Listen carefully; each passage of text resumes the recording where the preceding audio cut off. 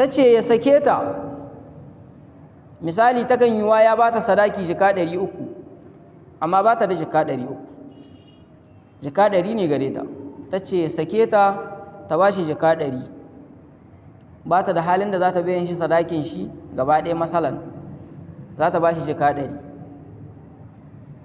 Ya ce ya yarda, babu matsala, ba sai an biya shi duka ba, ku kula. Sannan kuma idan ta ce ya sake ta, ya ba ta sadaki jika 300, an gane ko? Sai ta ce mishi ga jika 300 ɗinka, sai ce a'a,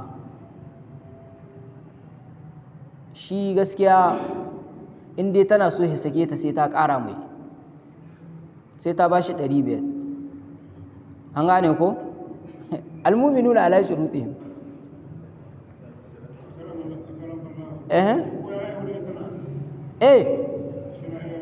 Ko ya aihu da ita ne,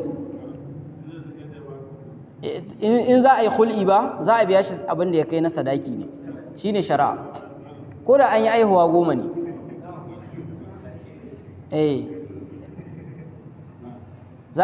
In za a yi hul'i, an gane ko?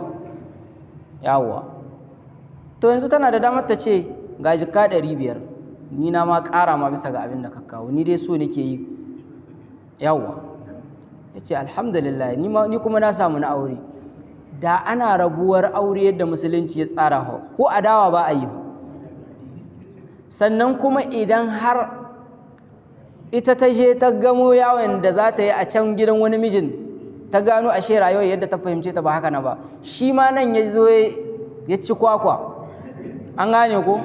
To in an ka dawo ana bukata a koma, akwai hanya ta komawa, saboda salum alum an kai rabot, bal ma har zumuncin da a tsakani ba a yanke ba shi na musulunci ya tsara ba ma in ka saki mace ta zauna gidanka ta yi idda, ka kula da ita, ka yi waye da waye.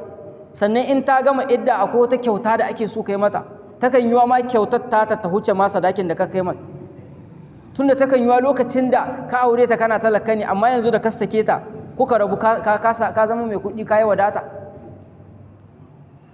sai ka kyautata mata.